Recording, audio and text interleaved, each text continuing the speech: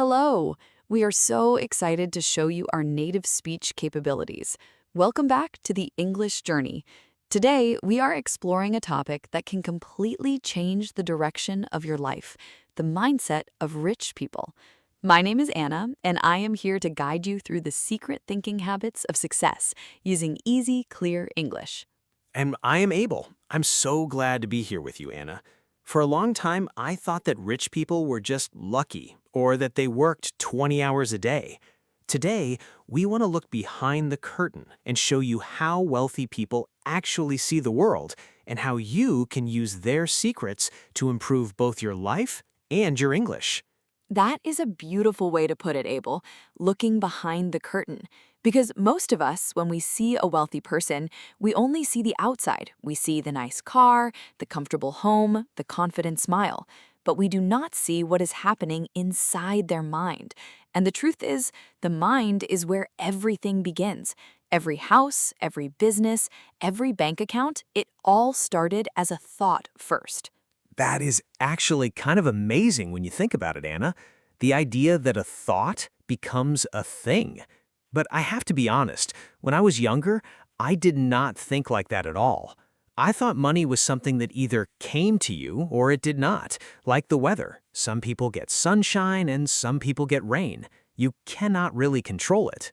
And that's such an important place to start, Abel, because so many people feel exactly the same way. That feeling, the feeling that money is outside of your control, that it's something that just happens to you, that's called a scarcity mindset. The word scarcity means there's not enough. When you have a scarcity mindset, you believe that there is not enough money in the world for everyone.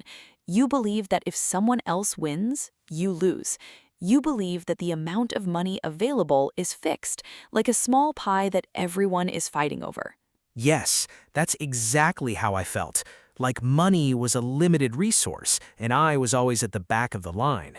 I remember looking at wealthy people and feeling a little bit jealous. Not in a mean way, but I just thought, how did they get so far ahead? What did they know that I don't know? And that question, what do they know that I don't know, is actually one of the most powerful questions you can ever ask, because it moves you away from the idea that wealth is about luck, and it moves you toward the idea that wealth is about knowledge, habits, and most importantly, the way you think. Rich people do not just have more money, they have a completely different relationship with money, and that relationship starts with something we call an abundance mindset. Abundance. I love that word. Can you explain it a little more, Anna? Of course, the word abundance simply means there's more than enough. When you have an abundance mindset, you believe that there are unlimited opportunities in the world. You believe that money is not a fixed pie. You believe that the economy, the market, the world, all of it is growing and expanding constantly. And because of that, there's always room for more people to succeed. When you see someone else become successful, instead of feeling jealous, you feel inspired. You think if they can do it, maybe I can do it too. That shift in thinking from jealousy to inspiration is one of the first signs that your mindset is beginning to change. Okay, I can understand the theory, but can we make it very practical?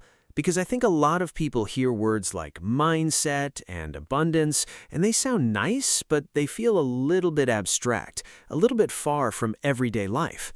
Absolutely. And this is where I want to introduce one of my favorite ways to explain how rich people think about money. I call it the seed and the tree. Imagine you're holding a small seed in your hand, just one small seed. Now you have two choices. Choice number one, you eat the seed right now. It will give you a little bit of satisfaction for a short moment, but then it's gone. Choice number two, you plant the seed in the ground. You water it, you take care of it, you wait. And after some time, that small seed becomes a tree, and that tree produces hundreds, maybe thousands of fruits, and each of those fruits contains more seeds that you can plant again. Oh, I really like that. So the seed is the money, right? And eating the seed is like spending all your money immediately on things that feel good right now. Exactly. When you spend all your money on temporary pleasures, things that feel exciting today but leave nothing behind for tomorrow, you're eating the seed. You're stopping the tree from ever growing. But when you save a part of your money, when you invest it, meaning you put it somewhere that will make it grow, you're planting the seed. And over time, with patience, that money grows into something much, much bigger than what you started with. This reminds me so much of something I used to do, Anna. Can I share a personal story? Please do. I think your stories always help our listeners connect with these ideas on a deeper level. Okay, so a few years ago, I had this habit. Every single morning before work, I would stop at this fancy coffee shop and buy an expensive coffee. Not just any coffee, the most expensive one on the menu. It was beautiful, it had a lovely design on the foam, and it cost about $6 every single day. And I remember feeling really good about it. I felt like I was treating myself. I felt like I was living well. At the time, I honestly believed that buying that coffee was a sign that I was doing okay financially. And that's such a relatable story, Abel. So many people use small luxuries like that as a way to feel wealthy. It's like a costume. You wear the costume of wealth because the real thing feels too far away. But the costume costs money, and it doesn't actually build anything. Exactly. And when I started reading about how truly wealthy people actually live and spend their money, I was genuinely shocked. I expected to read about private jets and designer shoes every day. But instead, I kept reading stories about incredibly wealthy people who drove ordinary cars, who made their own coffee at home, who wore simple clothes. And I thought, wait, I'm the person buying expensive coffee to look rich, and the actual rich person is at home making their own coffee and investing the difference. That is such a profound observation, Abel. And there is actually a very famous concept that describes this perfectly. It is the difference between assets and liabilities. Let me explain these two words clearly because they are absolutely central to understanding how wealthy people think. An asset is anything that puts money into your pocket, something that works for you, grows for you, earns for you. A liability, on the other hand, is anything that takes money out of your pocket, something that costs you money over time, whether you use it or not. So an asset makes you money, and a liability costs you money. That sounds simple. Can you give me some examples to make it really clear? Yes, let us make it very concrete. A piece of real estate, a building, or an apartment that you rent to someone else is an asset. Every month, the tenant pays you rent. That money goes into your pocket. A stock investment is an asset. When the company grows, the value of your investment grows with it. A small business that operates and earns revenue is an asset. Now, on the other side, a car that you use only for personal travel is generally a liability. The moment you drive a new car off the lot, it loses value immediately. You pay for fuel, insurance, and repairs. It costs you money every month. A large television bought on a credit card is a liability. An expensive phone that you upgrade every single year is a liability. So the key question that wealthy people ask themselves before they spend money is this going to make me money or is this going to cost me money? Yes, that one question alone can completely transform a person's financial life. Rich people are always thinking about how to acquire more assets. They are always asking, what can I buy or build today that will pay me back tomorrow? And they are very careful about accumulating liabilities. They do not avoid all enjoyment. Wealthy people do enjoy nice things, but they typically wait until their assets are paying for those things. So instead of buying a luxury car with their salary, they wait until their investments are generating enough income to pay for the car. The asset pays for the liability. That is a completely different order of operations. That blows my mind, Anna. I always thought rich people just spent freely because they had so much money. But what you're describing is actually a very disciplined and strategic way of living. It is, and this brings us to another incredibly important concept, the idea of time versus money. Most people, when they think about earning more money, they think about working more hours. If I need more money, I will work overtime. I will take a second job. I will trade more of my time for more pay. And while there is absolutely nothing wrong with working hard, rich people think about this in a fundamentally different way. How do they think about it differently? Wealthy people understand that time is the most limited resource we have. There are only 24 hours in a day for every single person on this planet. It doesn't matter how rich or how poor you have the same 24 hours as everyone else.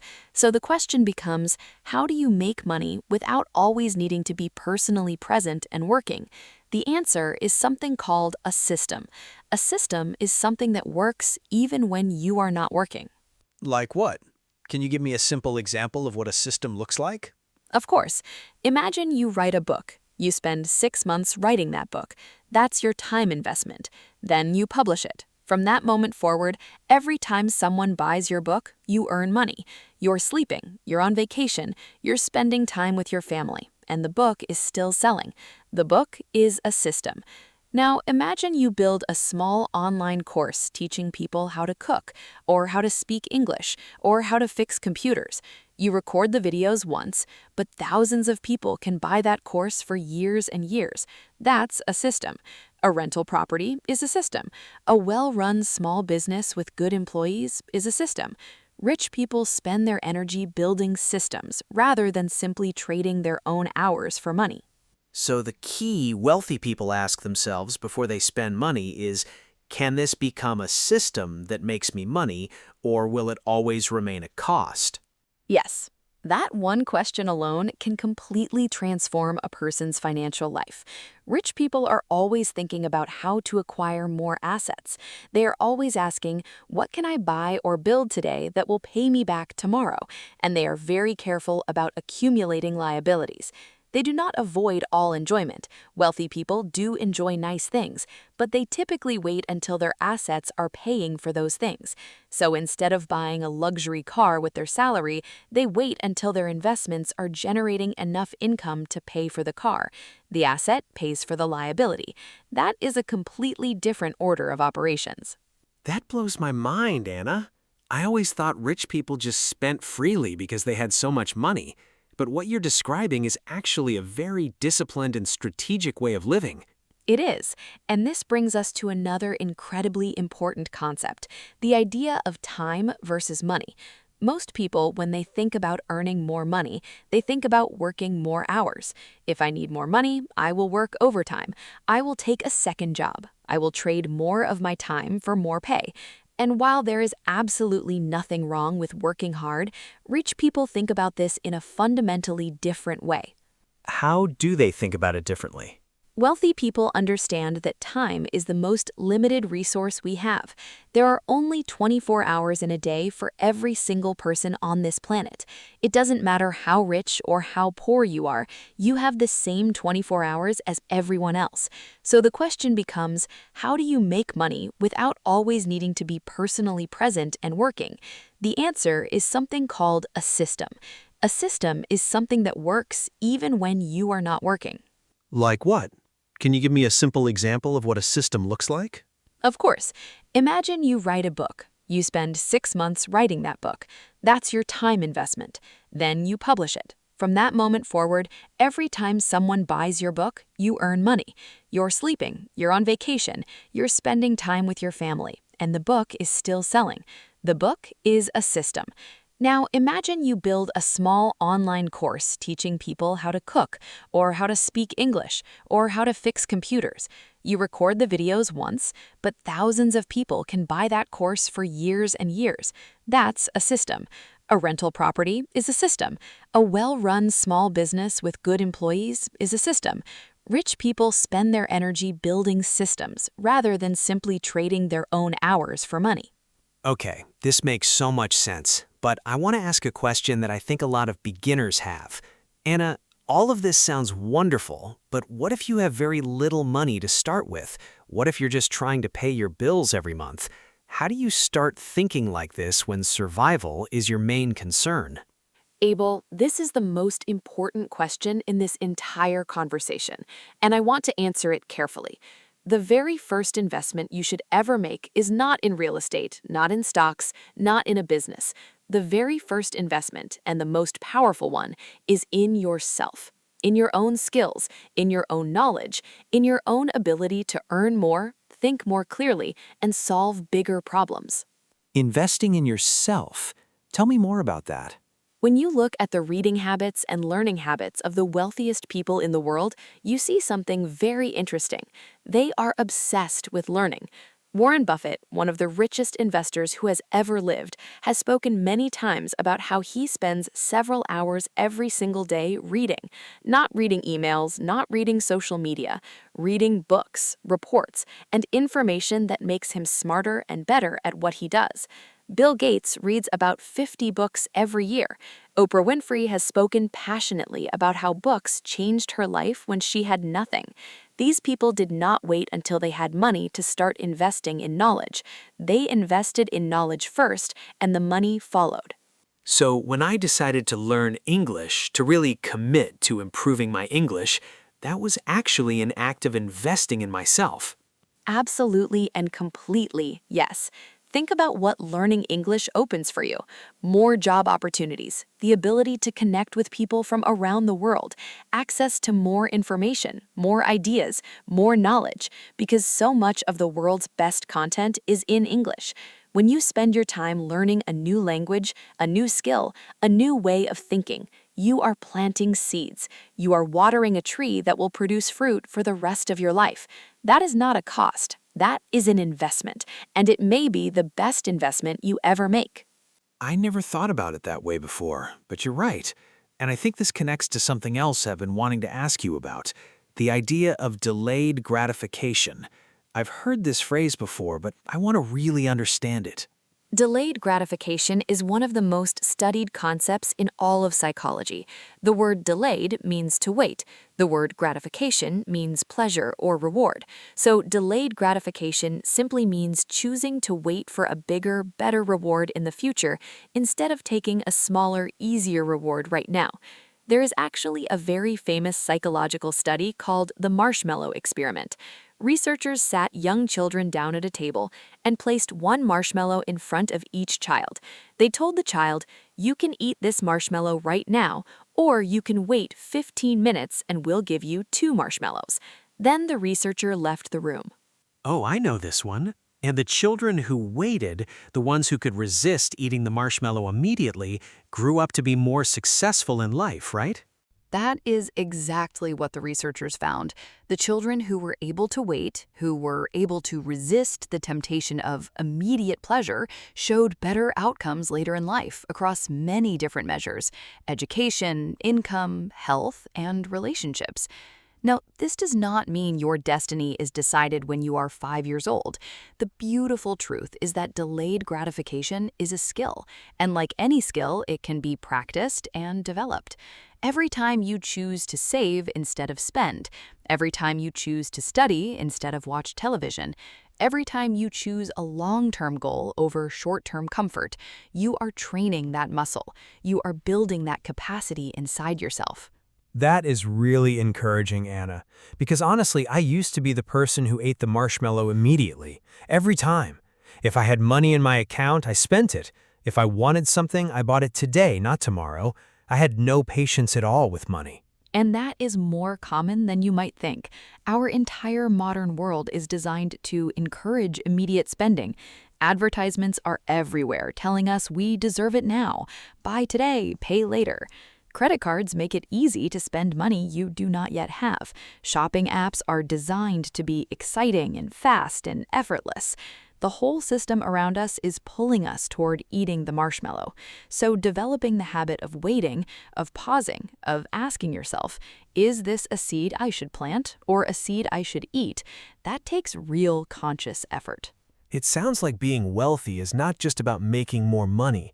It's about developing a different kind of relationship with money altogether, a different kind of respect for what money can do. You have said it perfectly, Abel. Wealthy people do not see money as something to show off. They do not see it as a costume or a signal of status.